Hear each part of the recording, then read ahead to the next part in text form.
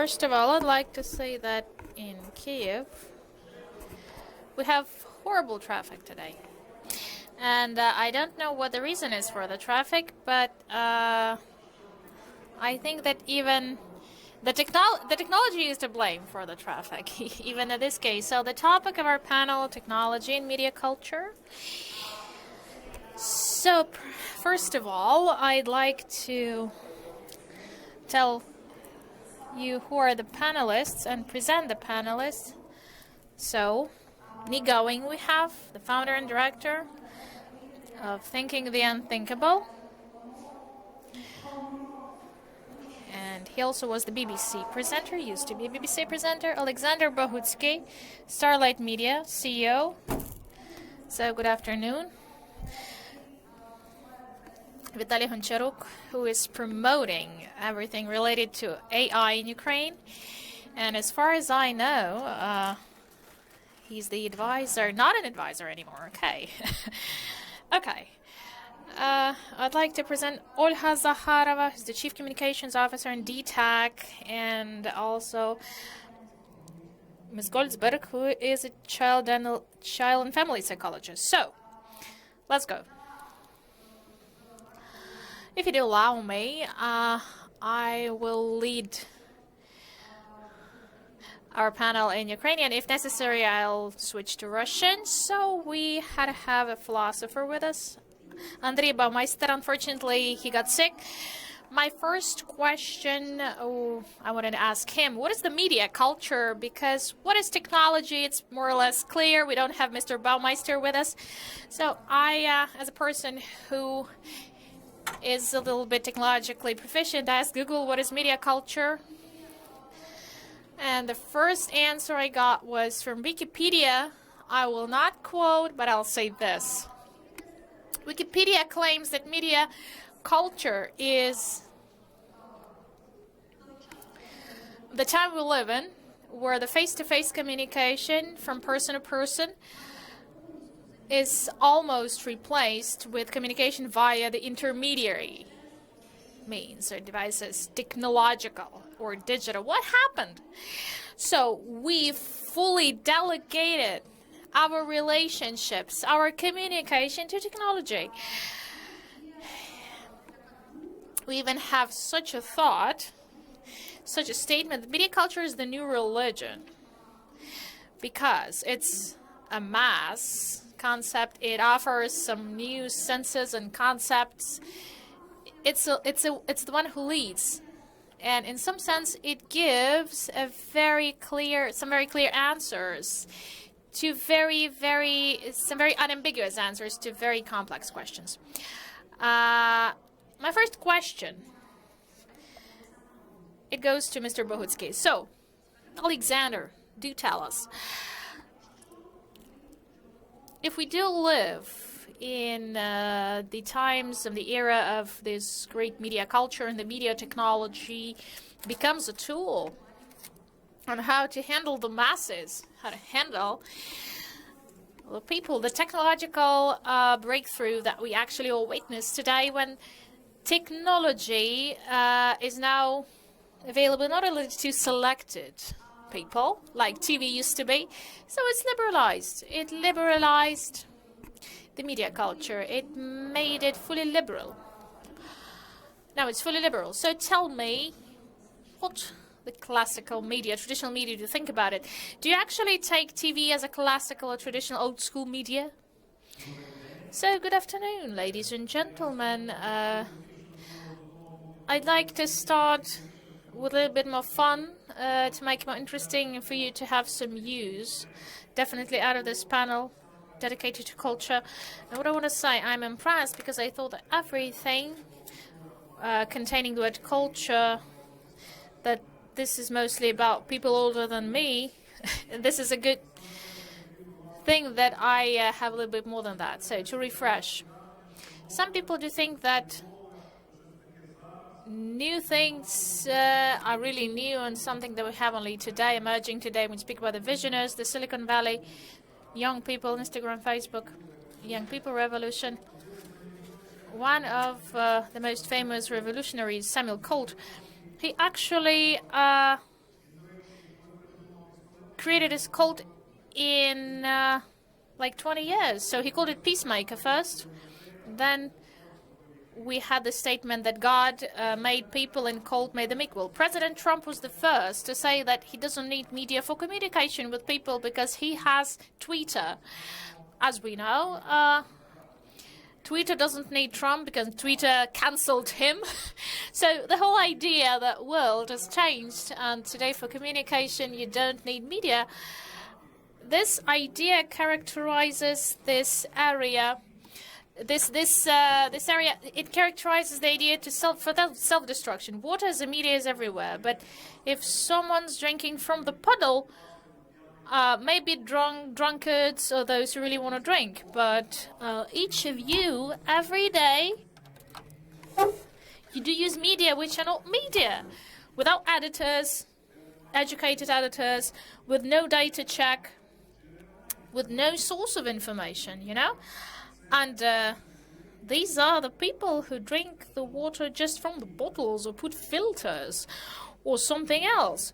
So, look, I think that definitely our health is our own responsibility. You may use any media, and we can say the television is off, the traditional media is off, and young people just don't watch television, they don't eat meat, we don't take pills, and we will die young, it doesn't matter. No, it's not like that.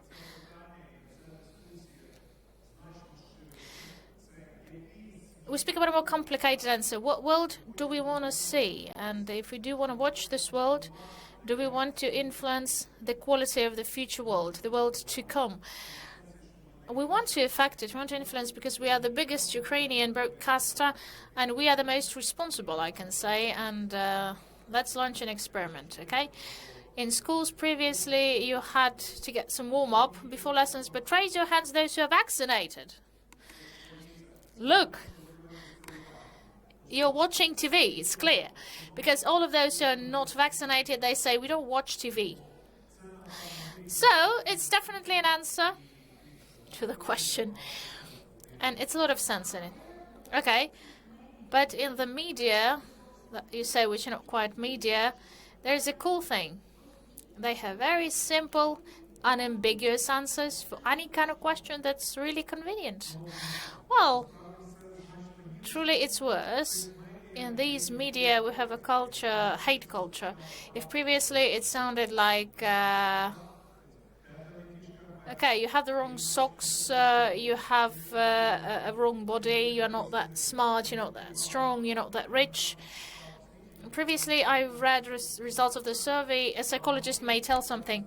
Mothers today don't think on how to organize a birthday party for a child, but what photos should be posted on Instagram from that party. A child is a priority number 2. Photo is a priority number 1. You know, it's all really complicated. Vanity is, you know, vanity is a sin. So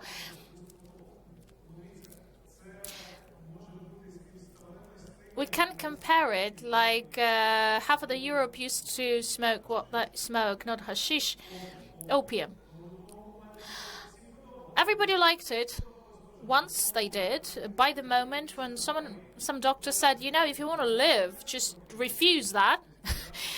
So it's not about new media, that's not what I'm saying, but such ideas as common sense, responsibility, how to think, this will not obstruct us in our discussion. Without thinking of money, previously, what I really was interested in, we had these magazines giving money for someone to give a photo, nude photo. Now people do it for free. You know, moreover, we have people who even pay money to advertise to get this free of charge, to see their photos free of charge. So good news for you people. You have something that can be liked. Something that will never let you down, something that's waiting for you. And the best professionals with education work for the relevant quality of it. What is that? television that is, and it's waiting for you. So, a short last question. Maybe not the last one. I thought I had to come with prizes and say everyone who asks a question gets a prize, but I have this hope that it'll go without books. Yeah. So you say that we exist, you have us, we are the television, and now it's your responsibility for the high quality information to appear. Because if from you there will be no demand, the TV may exist like for a certain period of time and that's it. Is there any kind of mechanism for the people to vote in other way? So is there a demand in Ukraine for high quality content? What is the share of information consumers, information users? Which share actually wants to get some high quality information? Thank you, Natalia. Well, it's quite deeper anyway, because you use vote. You use the verb vote. We can have another warm-up. Who is voting? Who actually votes? It's not funny. I don't see hands raised, so I'd like to understand who's voting. Elections. Well, who actually votes? Who are the voters? Even fewer than vaccinated. And these are people who actually make decisions and adopt laws you live with. You are the leaders. You are people who make much more than $100. You are the future of the country. So, is there a demand? Yes, it may be there, but the only thing I like to say, Natalia, this paradigm that you think that someone's responsible, it's a big lie out of the past.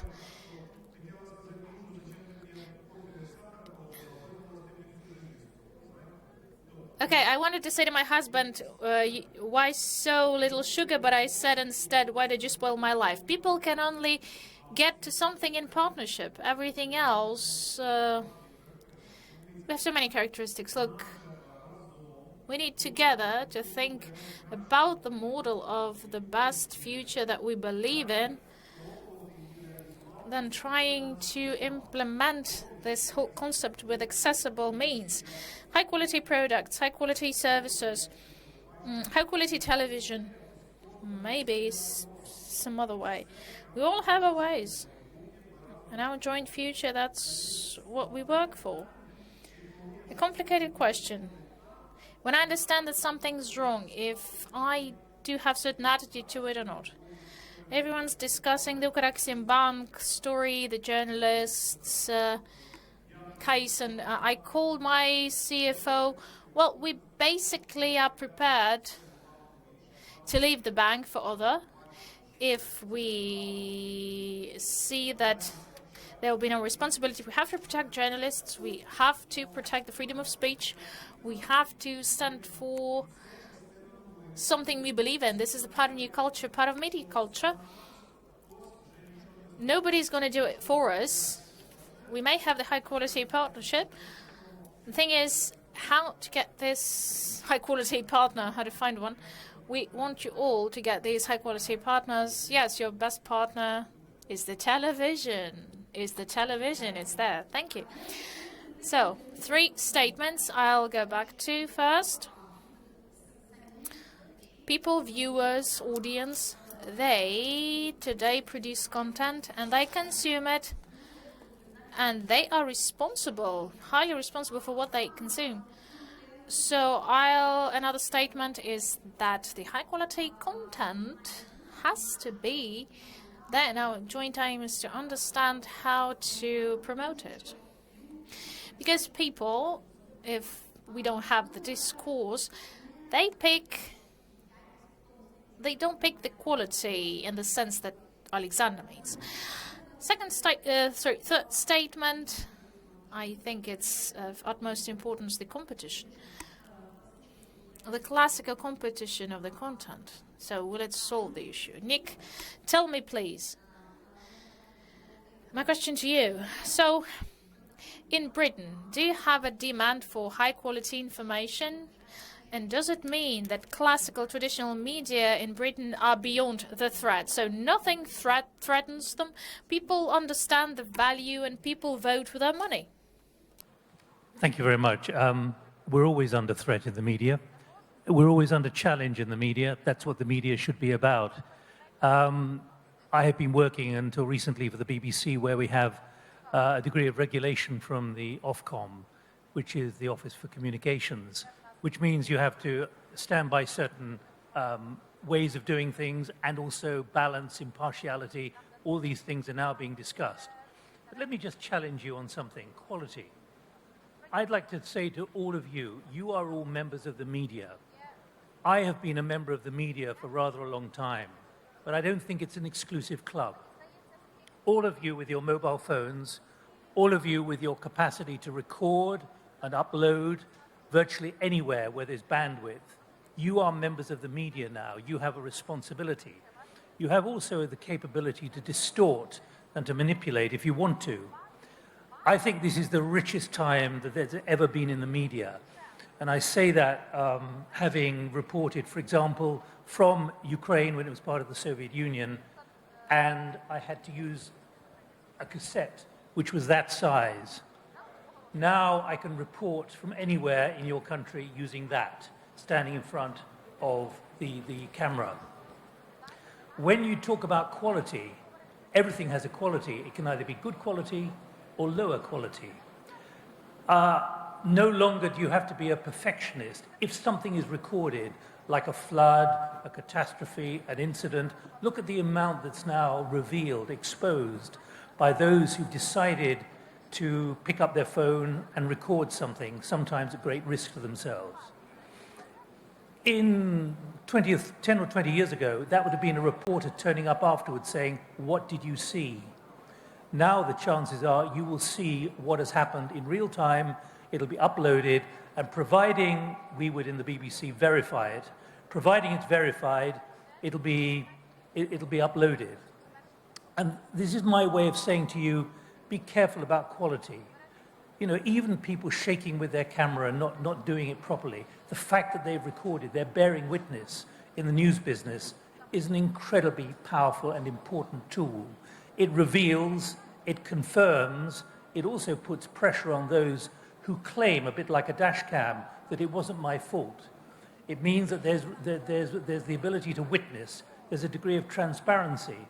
And I speak as someone who, I go back to my time when I've worked in Ukraine, when I've worked in parts of the Soviet Empire and also in Eastern Europe, when it was incredibly difficult to do things.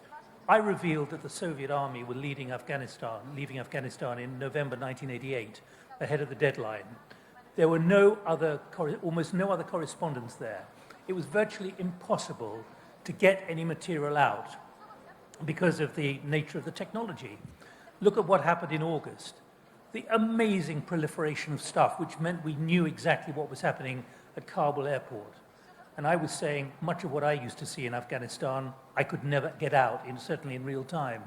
So I'm just laying this down as a marker for the moment, Natalia, saying, be careful what you mean by quality.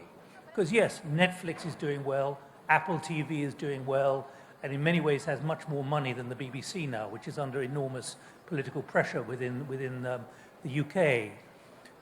But quality is in the mind of the people who watch it. If someone posts something on TikTok and 11 million people are watching it, that means they think it's good enough quality to enjoy. It doesn't have to go through a regulator. It doesn't have to answer to a regulator. But it's a different kind of media environment. But that's why I say all of you have a responsibility, just like us, as the mediators in the business. We have a responsibility. I, as a presenter, have a responsibility to make sure most of the things that I see or am reporting are as verified as they can be in real time. Let me just give you, this is not quite relevant to your question, but let me just give you one example of how difficult this has become. I made the announcement of Princess Diana's death. I was on air for 5 hours before I made the announcement. In those days, almost 25 years ago, there were no mobile phones in Paris. There was no way of uploading pictures from the Pont d'Alma.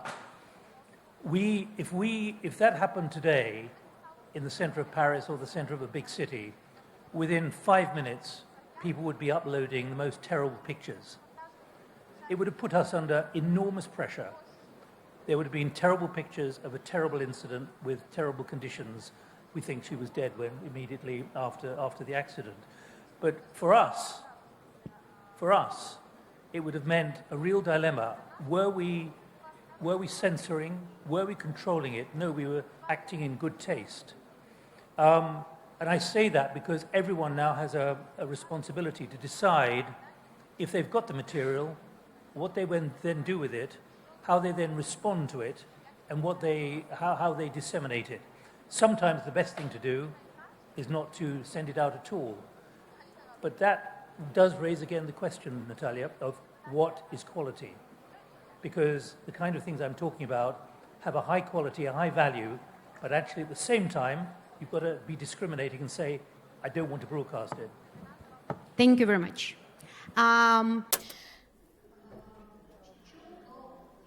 Concerning the quality, if I understand correctly what our speakers say, two statements are there. So the first one, quality depends on what the audience does consume, each of you, I mean. And it means that someone has to take the function of a media mentor, media educator, and to help people consciously consume, if it's actually possible. At least I can tell you I don't believe that much in the fact that people will limit themselves and really work hard to create this demand for high quality information. I don't believe in this. They will not educate themselves. This is my personal opinion. Of course, this is really convenient to place all the responsibility on audience. Absolutely. If this is possible, how? If this is impossible, shall we have new media regulated? But before we actually come to these questions, I'd like to ask Vitaly Honcharuk, please tell me, Oleksandr and Nick partially confirms that the quality of contact is super important. Who is responsible for the quality and how to work with this quality? Can we actually regulate it? At the same time, technology actually is doing some incredible stuff. We had the deepfake, yeah? We have the technology of deepfake, which actually creates a picture, an image, which you can't actually somehow even differ from the real one. The voice, you know, all things which, well, let's say guarantees. Those guarantees fade. They become too flexible. And we speak about content, but we don't say how is this content transferred or delivered. Technology allows us, it gives us immense opportunities to deliver the content. So I have a question. There is a feeling that technology and technological progress consciously, understanding that humanitarian progress is too slow, it uses media culture for its own expansion. It's like a parasite. It actually puts, the technology puts media culture as its servant and moves quickly with quantum leaps. And for our understanding, it's beyond our understanding. People can't educate themselves and transform themselves so quickly when it comes to culture. Question number one. Do you think... I need to note, I'm sorry I'm not that quick as well. An important question. First one. Do you think that the current technological speed, it's really okay for human beings? And how do you think this speed, does it work for our social, is it a social advantage? Does it give something good to us? Controversial questions. First of all, I have a conflict of interest when I answer, because I am an entrepreneur primarily, and my key businesses are related to technologies. So that's why I'm asking you, and that's why you are in this chair. I got it. Now, first of all, I think that people use the technologies because people think it's useful for them somehow. Secondly, if we compare the TikTok and classical channel,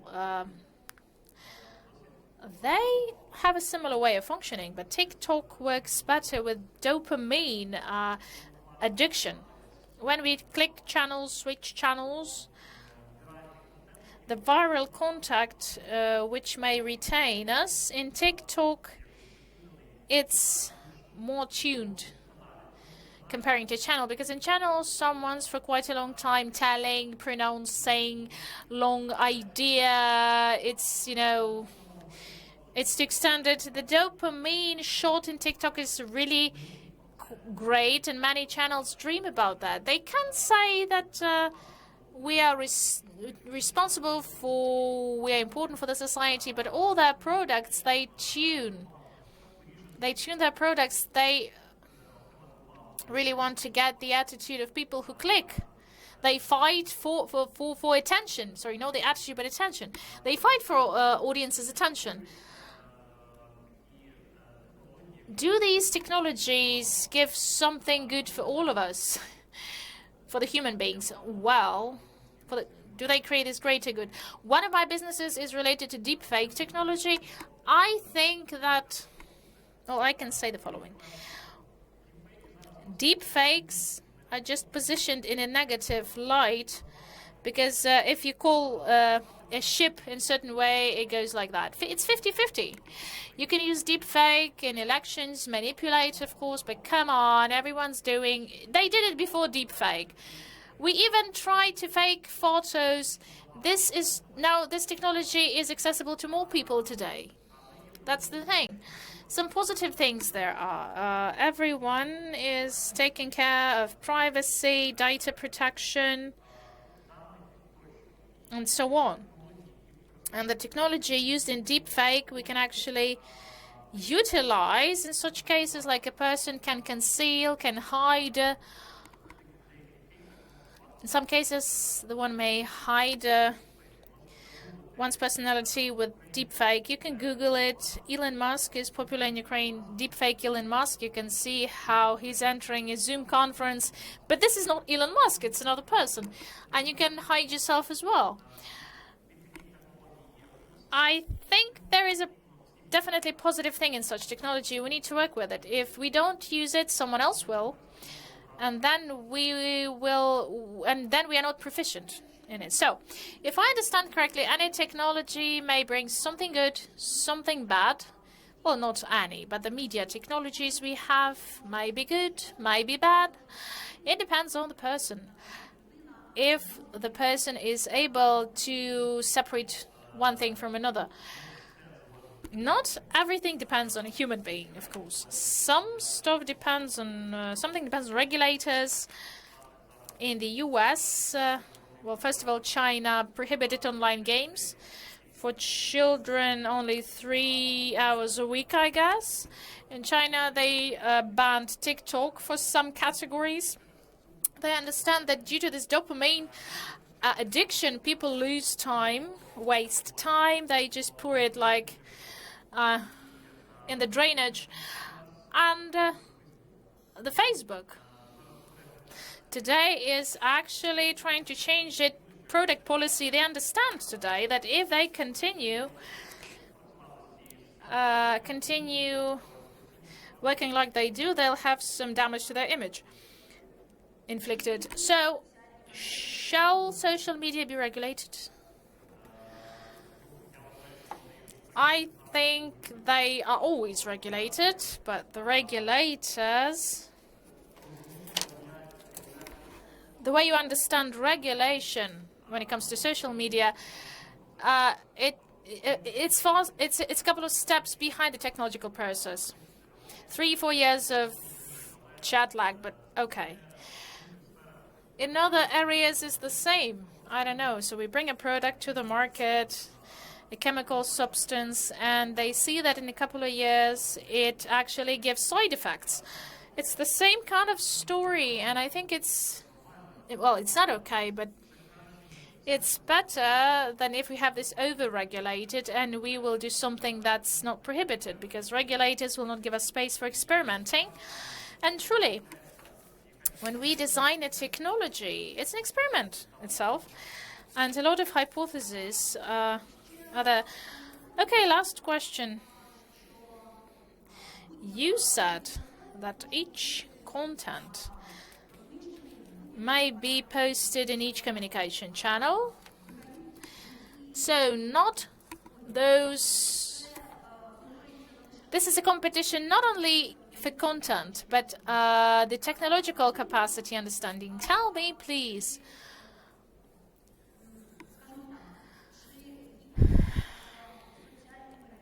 Other social media, new media, are these killers for classical media? Or this is a new opportunity for it? If we take like 500 years ago, that period, we had only one channel for distribution of the church. Well, via the church, we distributed the single media product. Today, we are in a situation when those who are proficient in technologies, the on-age, they actually take the audience out of those who can't timely handle the new data transfer type. But you can actually take the classical media in the US. They all, I don't know, 5-6 years ago, started experimenting actively with new channels of distribution of Facebook, YouTube.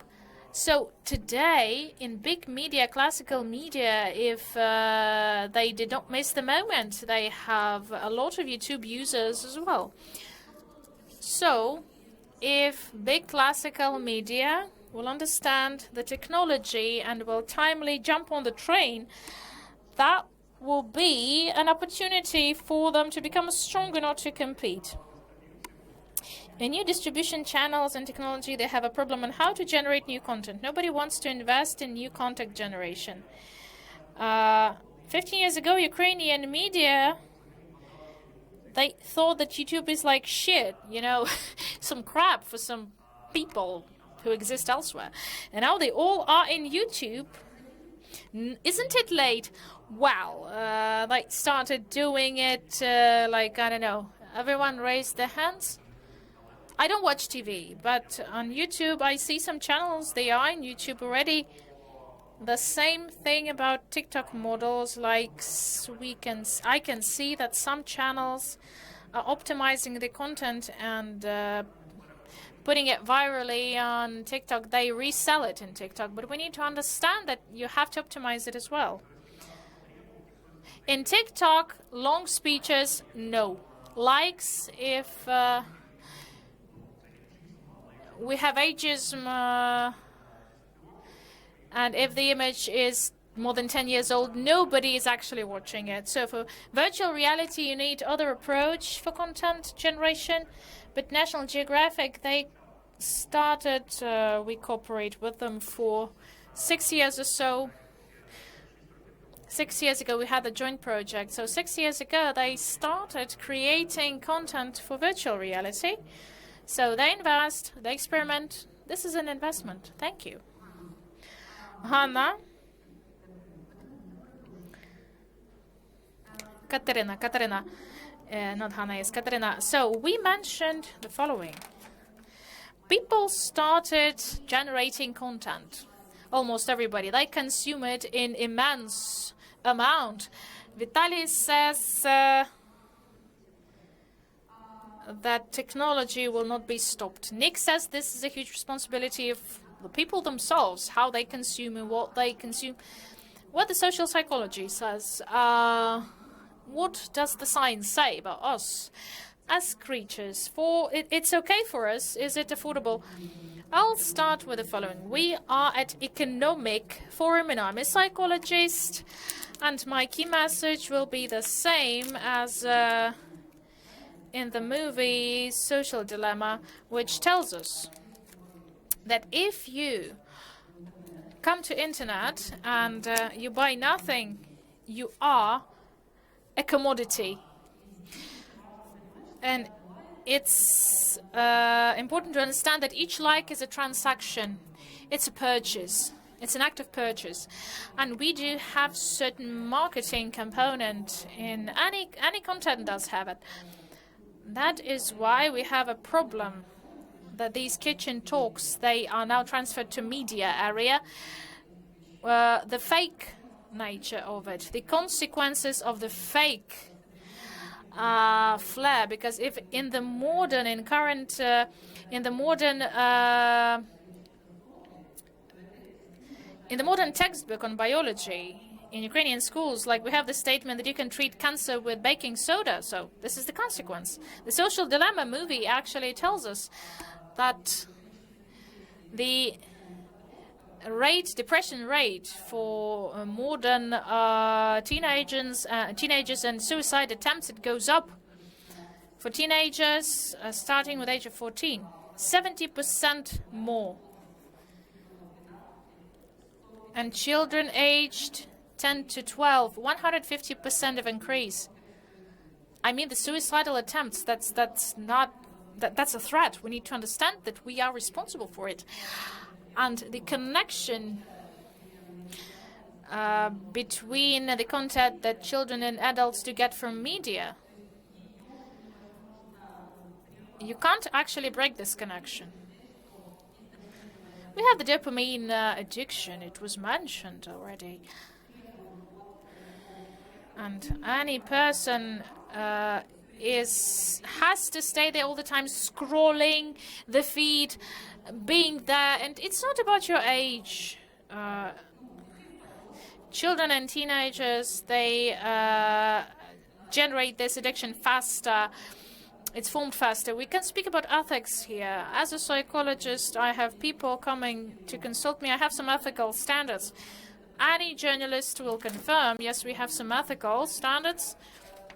Journalism, yes, does have its ethical code. Any person who may become a media outlet, I can become like a blogger and influencer in a Facebook. He has or she only the morale and ethics one has nurtured, one personal ethics. If we don't start looking for ways to control the thing, we will appear in a very big hole. We'll have a lot of information on us, but we'll have a fake hole. We'll sit there and everyone will drink from the puddle. He won't care. Because what's the difference, actually? Miss Kateryna, who has to be responsible for this regulation? Technological companies, state, people, who? Well, this is quite an important question, and I think that there must be a partnership. As a human being, I do have my own ethics and moral principles. I can do it on my own, but we understand properly, and we definitely understand that if I take my phone in my Facebook, my husband has his own Facebook. These are different Facebook pages. We are in the same apartment. We have like common conversations, and we may have voted for the same person. But in this case, we live in our own reality, you know, in our own bubble. We live in different bubbles. So here it's really crucial to find some ways to regulate. I mean, external regulation should be there, where media will definitely be responsible for the content. So people can't be responsible for themselves 100%. If we want to be bought, if we want to be purchased, our attention is bought. It's bought by various methods which psychologically affect us.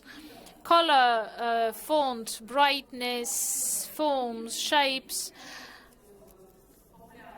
We have these popular things among teenagers, ASMR videos. Do you know what that is, ASMR? This is a wonderful thing. Why they listen to that, I can't. For me, it's really it's difficult because it affects my conscience. But they really like it. Sometimes very specific music. What is the most popular film on Netflix? The Squid Game or something. So it's really weird, but they do watch it. And quite soon we'll have a whole generation of people raised in a different way. Their ethical standards are absolutely different, and that's why we have such things becoming popular. If you don't have an external regulator, Facebook, if you post it somewhere for someone to complain, that's a regulation, but we still speak about the freedom of speech. We will keep that in mind, the principles of the freedom of speech and the access to information. So this dilemma will even deepen.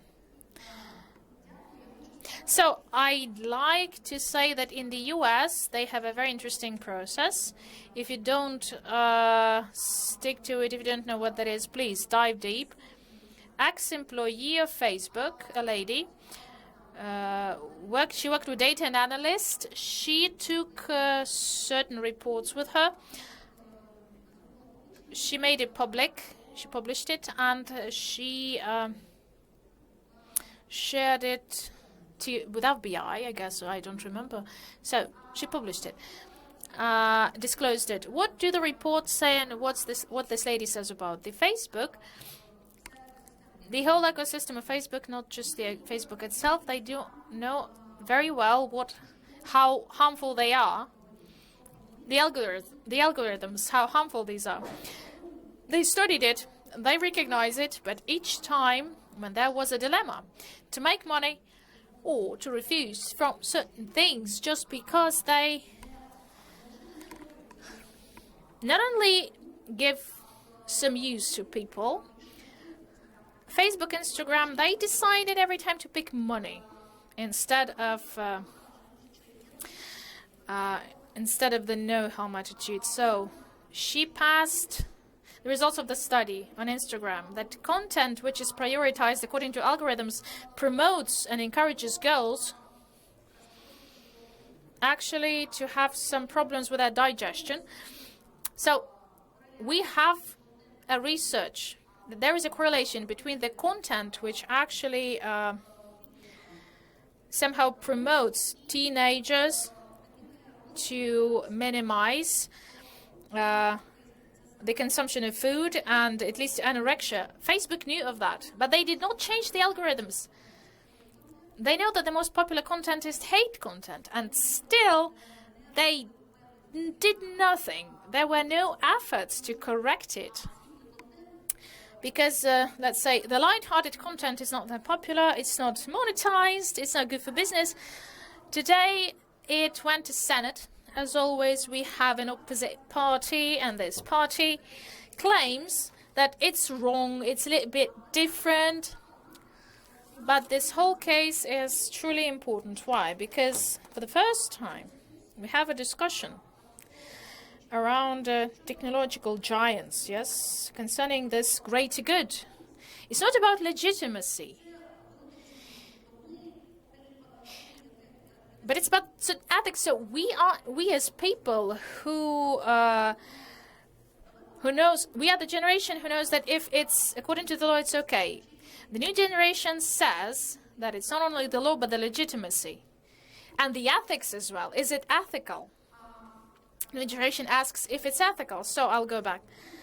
I'll turn to Olha Zakharova. I just want to say that there is an interesting research by one of the magazines on Generation Z. So there is a number of trends, and one of the 3 trends I want to present. So they claim that social media will die.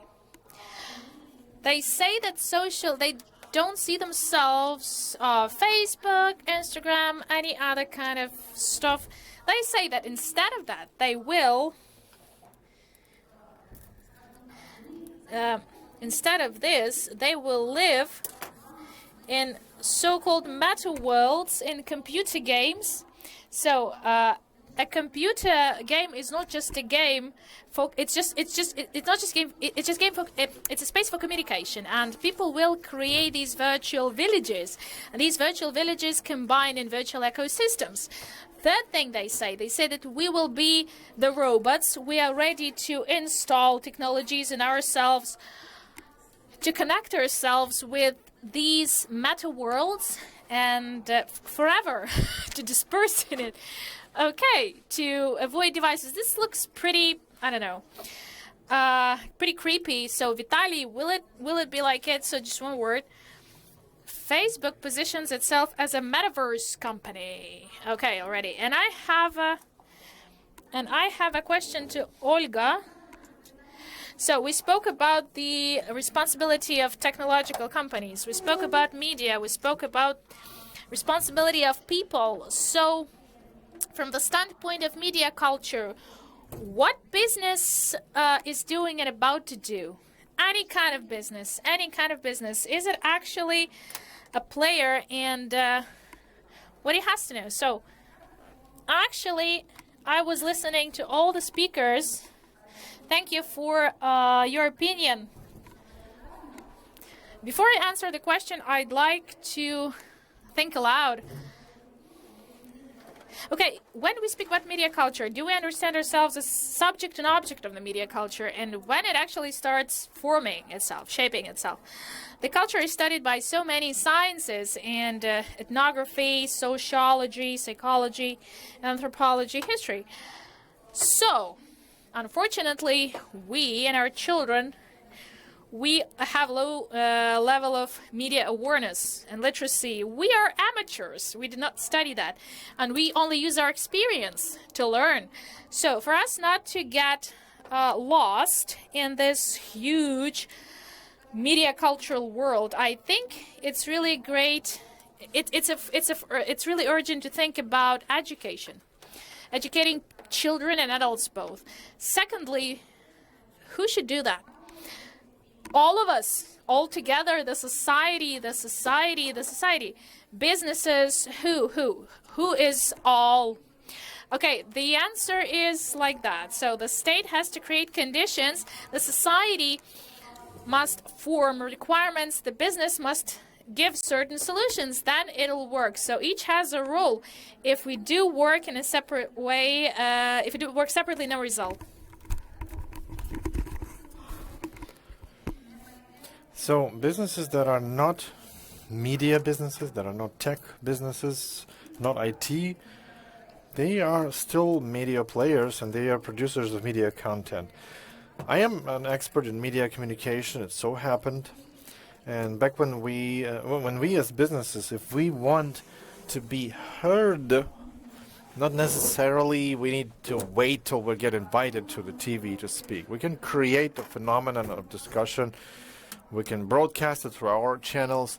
And our study says that a website of a corporation as a channel, as the first source, has higher trust than even an interview of speakers or a comment of managers in a popular publication. So again, since journalism has lost some ground through fake news, and they say you can buy an interview in the press, all of that negates the trust, basically. And I think that's the most important. So basically now, knowledge of media culture, knowing how to manage corporate media who stopped being internal, they became external. That, I think, is the victory for the businesses that allows to be leaders in the future and build trust between themselves and society. So businesses are also media players, right? Right. And it's a very powerful media. And you say that you are responsible for the content. So media says we are responsible for the quality of the content. Not only are we responsible for the content, but in order to be heard, we have to study our audience, as the media companies do. In order to interest the viewers, to retain their attention, we have to say what they want to hear about. And that impacts our actions. McLuhan says the media is the message. Okay, so McLuhan, some 50 years or so, said that the media is the message. And it's the storytelling and the message. What's the message of business? What value do businesses bring as authors of content? What do they sell? So first of all, they have to prove the sense of their existence to society, right? But my job as a journalist, however you want to classify me, is to challenge whatever is put out in that video.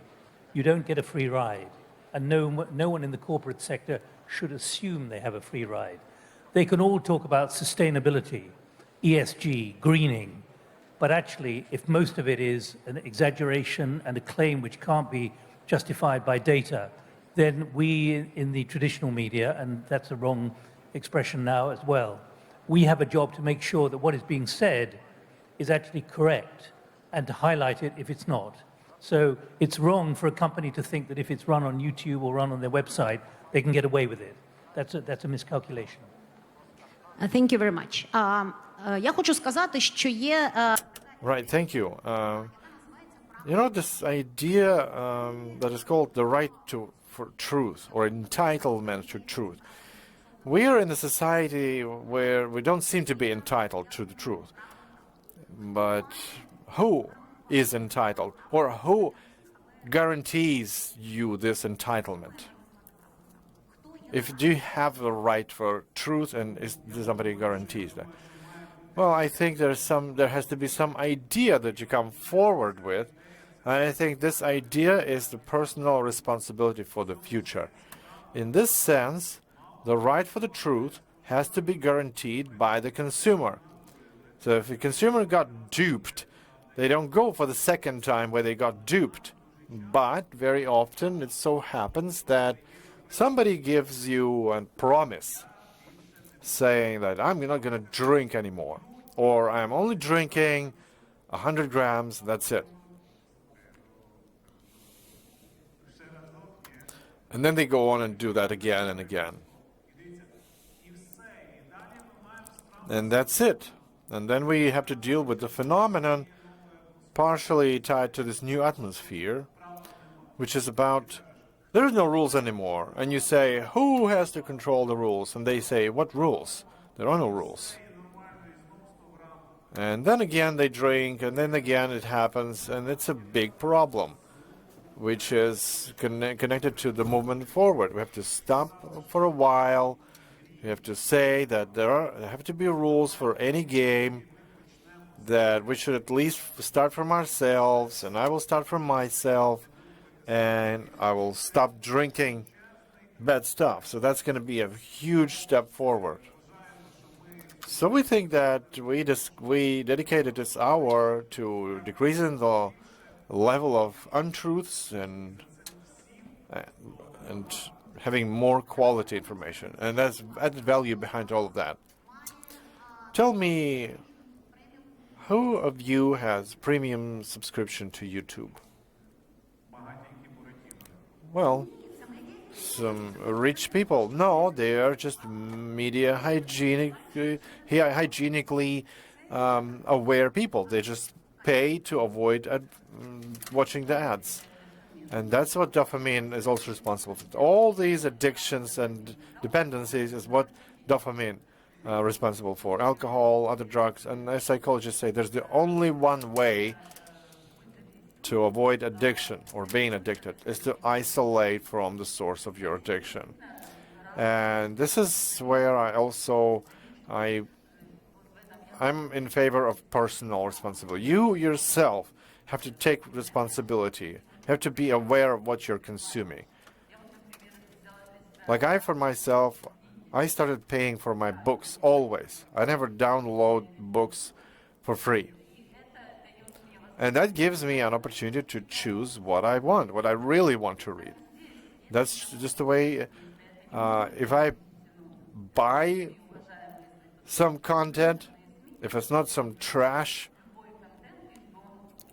feeding you anything just to keep you glued to the screen by anything, then it's my responsibility to not consume that anymore, not to pay for that. And there's also time that we're spending at the screen. You can't do that eternally. But teenagers, they're doing that all the time, no control. How hygienic is that per day?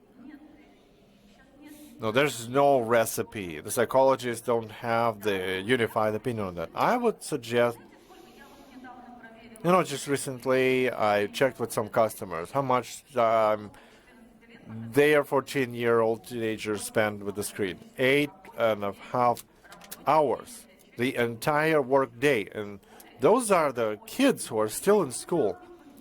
China has already issued a ruling and banned some of these things. But again, 3 hours tops, no more than that. Okay, we have questions. We have time for 3 questions. If you have questions, please raise your hands and we will accept them. Anybody with a microphone around to pass it around? Yes, there's a microphone. Okay. Somebody's approaching with a microphone. Just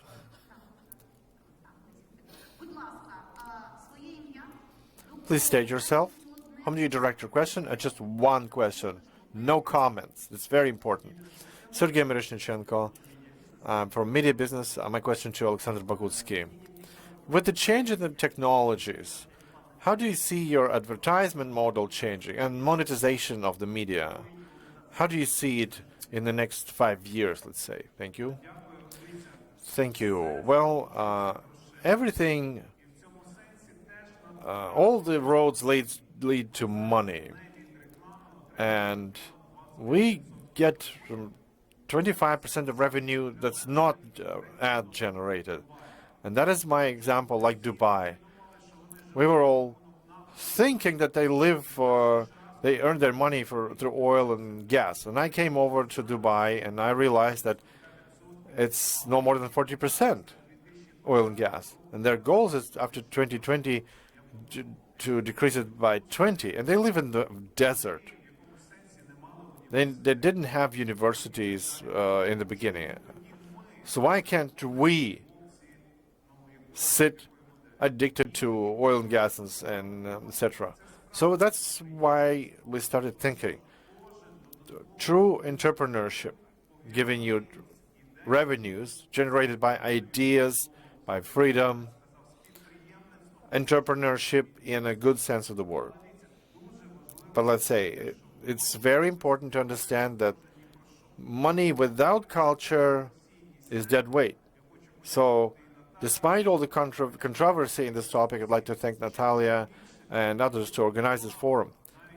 The more attention you pay, even if you have YouTube Premium, the more you are culturally, the more aware you are when you consume your product, the more successful your country has a chance to become. The most important is to see this connection. A personality, a company, a community, a country, Europe, and the world. There are no miracles to shut in your bubble and avoid all responsibility. No. We are as CEOs, we may be responsible for 3,000 people, but we're responsible for everything. We're leaders in streaming of social advertisements that rallies people to get vaccinated. Not because we make money, we're losing money, but because we're responsible for everyone. That's important. Right. Nick, would you like to add something? The economics of this are changing very fast. 3 points. First of all, when you look at what's happened to the Washington Post, which has been bought by Jeff Bezos, and for him it's just pocket money, it's just short change. I think he spent... For what reason? What is his incentives? To make sure that the Washington Post survived, because at the cover price within the Beltway in Washington, it can't survive at that level. And advertising was going down because of the nature of social media and the way stores and others are advertising and the different kind of advertising that there is. But I say that because I think he paid $250 million for it, which for him was barely pocket money. But the catchline of the Washington Post is democracy dies in darkness. So he's doing it for very clear reasons. Mark Benioff as well bought up Time magazine, which was essentially failing. I saw on the website today that the Guardian newspaper, which has been one of the many journalistic operations involved in the Pandora Papers, they are appealing for funding for the journalism that they have produced.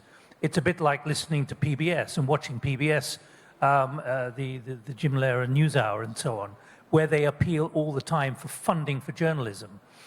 Yet, if you have Amazon, you can see where all their money is coming from. You can see where Apple TV is coming, where all their money is coming from. The nature of financial support, particularly for journalism, which I'm involved in, or have been involved in, is changing very fast. And I have worked for many years for the BBC. The BBC is a publicly funded broadcaster. It costs about £160 a year. That's peanuts, but it can't compete anymore against Netflix, Apple TV, because the revenues are going down and the next generation don't understand why they have to pay for a license, because they can buy everything, not on a TV set, but actually they can watch anything anywhere on their laptop, on their handset, on a screen near you. Thank you very much. We have, в нас є час на два. We have time for 2 questions more. Okay, thank you. What's your name? My name is Volodymyr. I have a question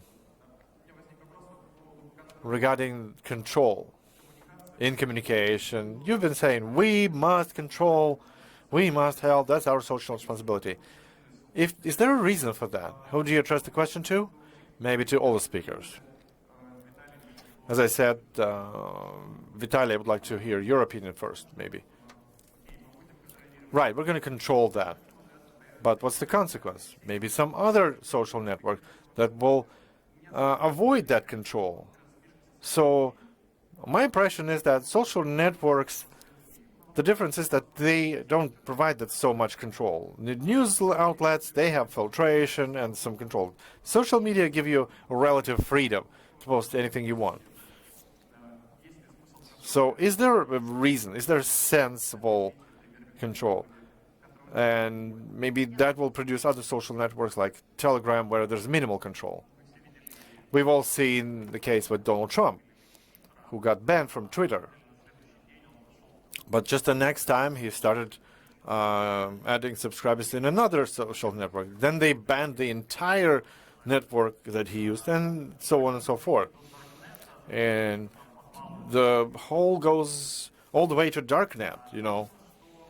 So if I would provide a well-balanced answer, it's not so much a question of control rather than competition. Competition, different channels of distribution, etc. And the state will try to control anyway, because for the state, it's also a dopamine. They enjoy controlling other things. They cannot live without that. Not only controlling content, but the size of the content as well. All right. So there's a dopamine dependency. We can't get away from that. But with the help of technology, you can avoid control. I agree with that. And in some cases, the cost of control is much higher than the revenue you get from it. So, like, we use VPN. We go to some countries where there's less control. So technology will always be several steps ahead of the state that tries to control everything. And that's how it's always been. Olga? Okay, my short intervention. If you don't control, if you're not in control, that means that somebody's in control of you. It's about awareness. You have to have that antidote of being aware. If you enter some network or some environment, you have to be aware of the moment where you start to be manipulated and controlled. Just the same, I wanted to say that if you think that you are really choosing the content, I think you're largely mistaken. You're still in an information space that adapts to how quickly you watch something or how long do you stay on the page. So lack of control is full slavery? No, I don't think so. Still, you have to go through awareness. Wait a sec. Nick wants to say something, please. I don't think the word is control. It is regulate. Thank you. Вы говорите о том, что... So you say that I'm thinking I must be aware. Not everybody wants to be aware. That is the problem. So why then? Why should we help people if they don't need it? If they just enjoy going to social networks, spend another 8 hours of their life, they also spend time in other spaces. I liked Yuval Harari speaking on a TED. He said that the whole cohort of useless people just well play computer games. They don't need any information, believe me. The last, I don't like this notion of useless people. Like 100 years ago, you bring a person from 100 years ago, he will say the whole audience here are useless because they're just watching your screens. There's no use from you. But in terms of people 100 years ago, like somebody says, you're creating content right now. You're learning, you're teaching the world artificial intelligence. You're helping that. So it's a question of your perception. Yeah, we're just saying, like, what's the intent behind all that? Right. Let me tell you two things. The first is, like, I have a friend who believes that for the people to participate in democracy, you have to be vetted. You have to be qualified to that. Unless you qualify, you don't have any rights. I asked him, what's that qualification? He said, it's easy. Everybody has to be included in their condominium as an organization of their home for 3 years, trying to agree with people they don't know personally about basic things like roadblocks, waste management, etc. If for the 3 years you'll be successful with communicating with the team around you, if you find communication with them, that means you passed the test to be granted, to be entitled to use the tools of democracy. It's about responsibility. Why? I'm a moderator, but I'm participating in discussion. Still, what's the biggest problem, I believe? The problem is that we don't understand the consequences of our actions. There's no direct causal connection between what we do and what happens around us. There is this connection, but we're not always aware of it. We say it doesn't impact anything. Yes, it does. Responsibility is not about, limiting yourself all the time. It's about understanding what you're really doing and what's really happening and how that impacts your everyday's reality. And that understanding of this interconnection, I think, is vital for us as a society. So last question, and we wrap this discussion. I disagree with you. Oh. As a main presenter at the BBC, I took great care and thought about my responsibility. Because when you're broadcasting in real time, you are contributing to what is going on, particularly in a war or a struggle. People are watching you to make their tactical decisions about what to do next. That doesn't mean to say you control or you censor anything, but you've got to be incredibly sure you're correct. That is about responsibility. So I don't think you're right that we can't control. We do have a responsibility. Thank you. Last question. Yes. Чи маємо мікрофон? Do we have a microphone for last question? Oleksandr, a diplomat, I am. So my question is to Nick and to Vitaly, I guess, both. So journalists didn't manage to negotiate on the standards. Those standards which would be applied by all journalists, so universal standards, okay? But those channels and outlets with high reputation, they act according to some high standards. So do you think that the new media will be able to negotiate in a self-regulatory manner on the standards, like Twitter checking the fake of, for Instagram or Twitter or vice versa? So will they be able to generate some standards which would allow to consider them like trusted? I think that this is really complicated because if we start digging into some truth, we start looking for some bones and whatever, there are some nuances. So we may find something unexpected. It's not enough for me to answer within this short time, but We have so many new resources and outlets. These invest in projects acting against deepfake. They allow automatically to create fakes and detect them at the same time. So the technologies and investment in these technologies today are at the same level as in fake technology. So it's about competition primarily, and if this is profitable, this competition will balance the market and we will live more or less in the same truth and lies that we had. It's always a balance between truth and lies, you know. Thank you, Nick. Something from you? I think it's moving in that direction. I think when you see what Facebook are doing, the former British Deputy Prime Minister, Nick Clegg, is now a senior figure there, which is a mystery to many of us, but he's decided to do that as a politician to try and oversee some of this at Facebook. I wonder what he really thinks about what is now happening. I think it's moving in that direction, but it's very difficult, and I come back to Bezos and Benioff, Salesforce, and the kind of things which are happening. In order to have good journalists who actually can understand the questions they need to ask and the skepticism with which they have to look at information and the challenge and questioning they have to have in their own minds and the basis from which they're doing that, that costs money.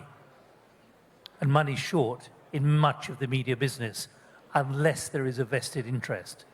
I think it's becoming more difficult, but I have to believe that even though it's happening in retrospect and they're being dragged into it, the kind of new media that we're now seeing are moving in the right direction. But I'm not convinced it is as fulsome and as all-embracing as it needs to be and should be. And much of it, as we've seen by Zuckerberg's reaction to the whistleblowing revelations in the Senate in the last 24 hours, tends to be based on how we can keep continuing to make money. Thank you. You can actually go to a cinema and see that a fantasy film can get much more people comparing to documentary. And you may take this as a lie, as a truth, but if you take Jules Verne and read his book, we have a Jules Verne society which actually try to analyze which of one's, the members try to analyze which of one's fantasies has come true. Please don't take it like black and white, truth and lies. Sometimes it does make sense to trust, to believe in someone's fantasy. It may bring us to a better world. Virtual fields. Okay, so we are finished. Super brief final remarks, messages to our audience. A sentence, 2, not more. Sasha, start. So, look. You know what to do if you don't regret for time. If you want to save time, you want quality. Television, that is, you know. So we every time try to create new models. When you say that, okay, I don't have television, you don't have a TV with an antenna, but you have a variety of devices with screens. You see the products. We think that we gather talents, that we pay them good money for them to make good products of high quality. And then, yes, we have a competition, a battle between high and low quality, sugar-free and sugar-containing products, lactose-free milk, coconut milk, and so on. And many of those battles. So in some sense, we have this joint responsibility for the future. And let's just, if we need to pick a date, when to start something, let's start it today. Today is the best day to start. October 7th, and just make the world better. Thank you. It will look like I'm igniting a conflict. What I want to say, don't consume passive content. Don't do it passively, I mean. I don't have a TV. In my Facebook, I unfollow everyone. I have no passive content. I have no Instagram, and I don't have YouTube. Only if you actively consume content. When you have a need inside, you stop being a person who is being consumed and fed by some extra information one doesn't need. It's really great for your life. It gives you extra energy. Kateryna, I really would like the media and all those who present information to be personally responsible, but if we speak about responsibility of consumption, 50-50. But actually, we are the key shareholders. Briefly, digital detox, that's it. That's it. Think television, radio, newspaper. Everything is now a platform. Everything is now converging. Look at the number of newspaper platforms which are embedding video. Look at the Financial Times in London, which is now more popular as a digital product rather than a pink newspaper. These are fantastic times where the media convergence is producing a great strength, but don't think traditional. Think the way it is. And that means all of you are members of the media, and all of you have access, potentially, to every single platform going. У меня простой посыл. Thank you, Nick. And у меня простой посыл ценить. Simple message. Value offline. We have less and less offline in our lives. It becomes a new luxury. And please, appetite and hunger, these are different things. And don't mix that. Thank you.